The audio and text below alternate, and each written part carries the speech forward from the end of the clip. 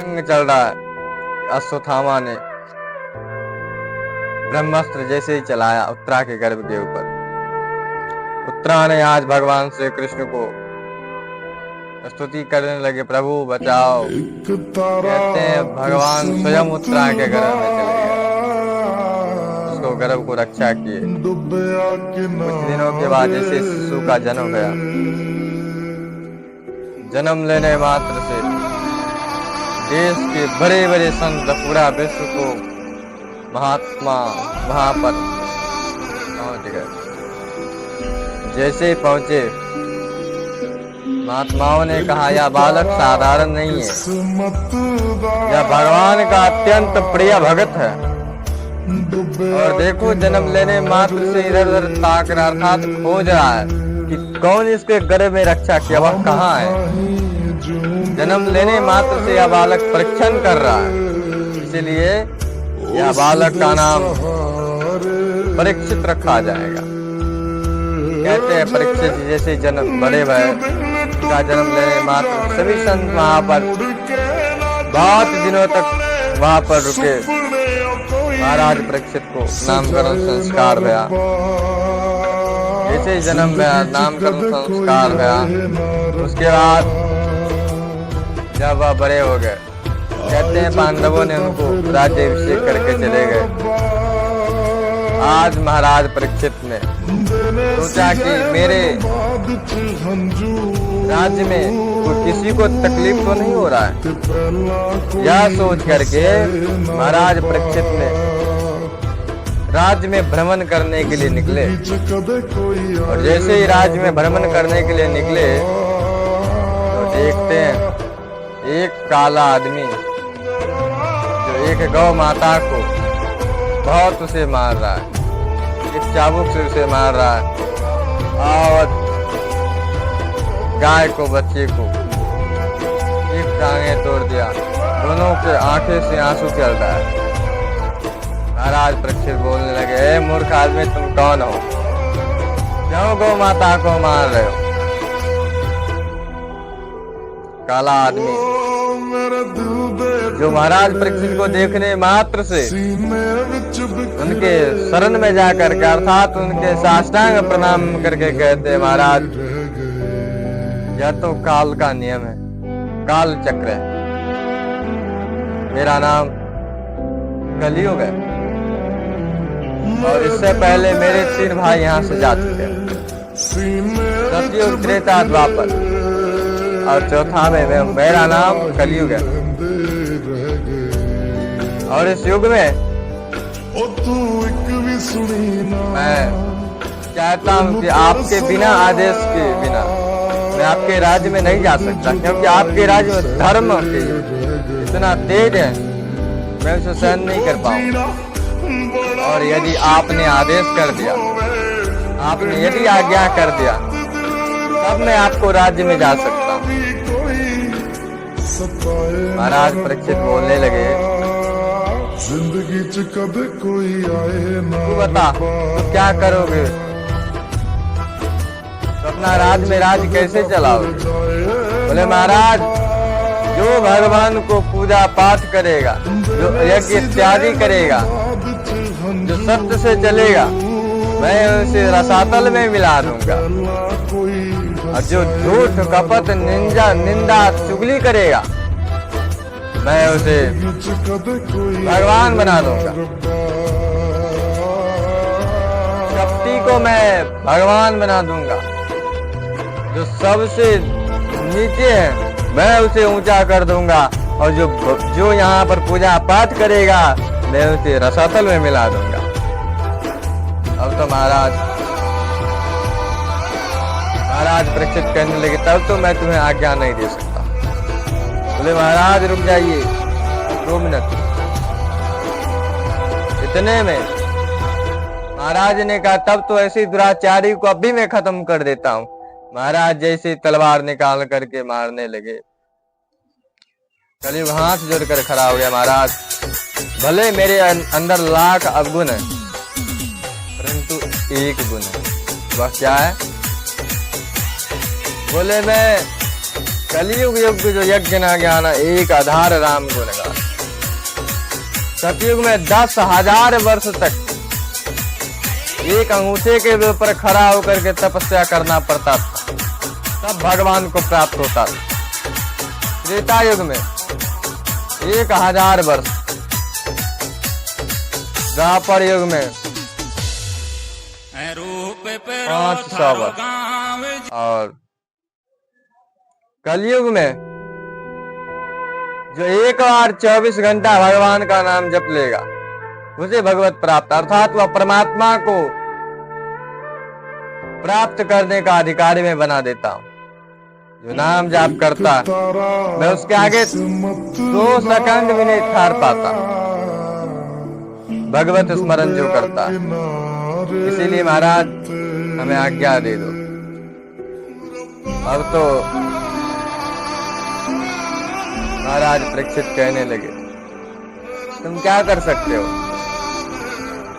यदि भगवान को भगत को आगे बढ़ाओगे तब मैं तुम्हें आदेश दे सकता हूँ। बोले जी, जो भगवान का नाम को गायन करेगा, जो भगवान को नाम को जाप करेगा, मैं उसे कुछ भी नहीं बिगाड़ पाऊंगा। अब तो महाराज यहाँ पर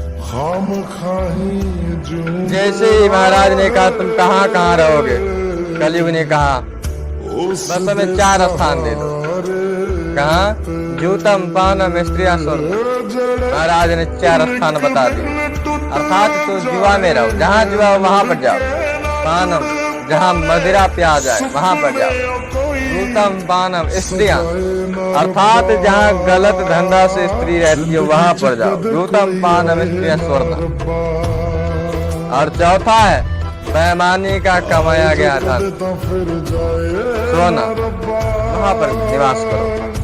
कहते हैं महाराज परीक्षित ने जैसे ही कहा स्वर्ण, और 5वां है गलत पाप से कमाया हुआ पैसा, वहां पर तुम निवास करो। जैसे स्थान बताया तो कहते हैं महाराज परीक्षित जो मुकुट को पहन रखे थे वह जरासंध को और भीमसेन ले आए थे। संतों को मुख से हमने सुना है, वह मैं आपको सुनाने का प्रयास करता हूँ। जैसे ही कहा और कलयुग उनको मस्तक में, अर्थात वह मुकुट में ही समा गए। जैसे ही मुकुट में समाया महाराज परीक्षित तो अब कलयुग को अधीन हो गया। एक दिन उनके मन में प्रश्न आया, चलो शिकार खेलने चलते हैं। जैसे ही शिकार खेलने गए तो उनको प्यास लगा। और एक बात को याद रखिए ना, क्या राजा वह अकेले जा सकता है? उसके साथ नहीं, वह साधारण नहीं है। चक्रवर्ती महाराज परीक्षित जो साधारण नहीं है, आज उसके साथ सेना होते हुए मैं भी वह स्वयं पानी लेने के लिए, पानी पीने के लिए जाते। यह प्रारब्ध बना हुआ, भगवान कोई लीला समझ लो। जैसे ही गए और महात्मा जी को देखा, प्रणाम किया। और महात्मा जी तो ध्यान में थे। और एक बात को याद रखो ना, जब मनुष्य के अंदर जब कलयुग जब समा जाए तो सबसे पहले उसे भगवान से ज्यादा अपने आप को फिक्र होता है। हमें अभी तक कोई पूछने के लिए नहीं आया, खाना खाए बैठे क्या किए नहीं किए, बोले अभिमान की तरह हो जाता है। वो अपने आप को ही भगवान मानने लगता है। आज महाराज परीक्षित देख रहे हैं, मैं जहाँ जाता हूँ वहाँ को संत महात्मा भी खड़ा हो जाता, परंतु यह कैसा साधु है, मैं खड़ा हूँ या एक बारी बैठने के तक के लिए नहीं बोला। महाराज ने कहा, ए महात्मा में पानी दे। कलयुग ने कहा, लगता है कि तेरे को आने की वजह से क्या ढोंग कर रहा है, एक काम करे, इसे मृत्यु दंड दे दे। जैसे ही महाराज तीर को साधे, पुनः इनके अंदर धर्म प्रकट हो गया। एक बात को याद रखो ना, जो व्यक्ति धर्म पुरुष है, अर्थात जो महान पुरुष है, जिसके पास थोड़ा सा भी धर्म का आश्रय है, उसे कलयुग भी भले 2 क्षण के लिए भ्रमित कर दे, परंतु कलयुग धर्म उसे कलयुग को कुछ भी नहीं चलने देता। आज धर्म उसके अंदर प्रकट हो गया। महाराज परीक्षित कहने लगे, जैसे ही मैं इसे मार दूंगा, मारने के लिए जैसे तीर को साधे, धर्म बोल पड़ा नहीं, भला ढोंगे क्यों ना हो, परंतु संत को वेश में महात्मा है, इसे मत मारो। कलयुग ने कहा एक काम करो, मरा हुआ सांप दे दो। कहते हैं मरा हुआ सांप को महाराज परीक्षित ने आज समीप ऋषि के गले में पहना दिया। जैसे समीप ऋषि को गले में पहनाए, वह तो पहना करके चले गए, परंतु कुछ जो उनको शिष्य थे, आज समीप ऋषि के पुत्र श्री श्रृंगी ऋषि के पास जाकर के कहते, देख तू कहता था कि मैं ऐसा हूं, मैं ऐसा हूं, आज तेरे पिता के गले में कोई राजा जो मरा हुआ सांप को डाल दिया, तो कुछ नहीं कर पाया।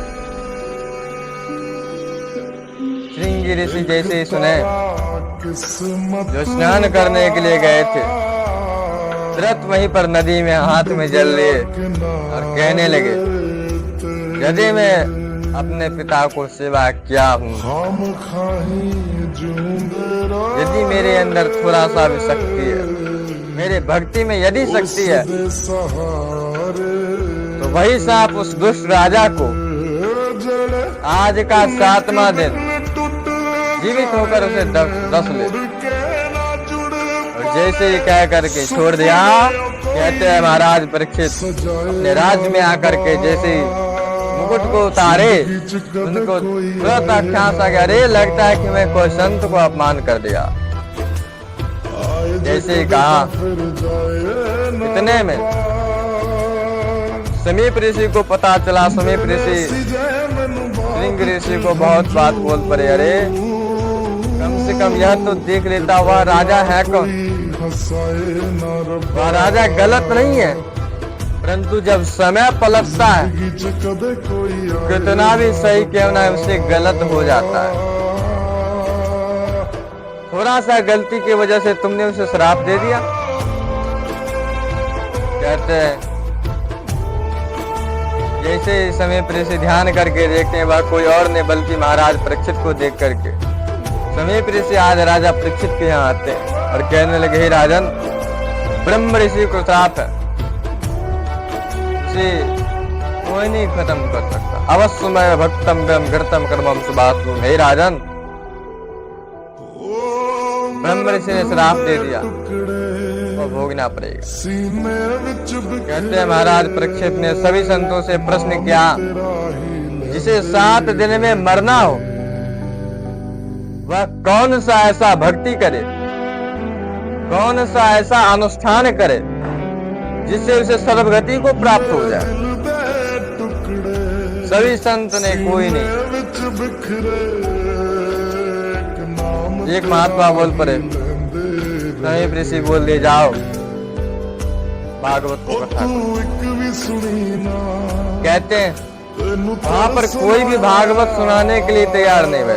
जाओ, सब जानते हैं कि आज का 7वां दिन तक्षक नाग डस लेगा, कोई नहीं। देखो, जो लोग माया में रहते हैं,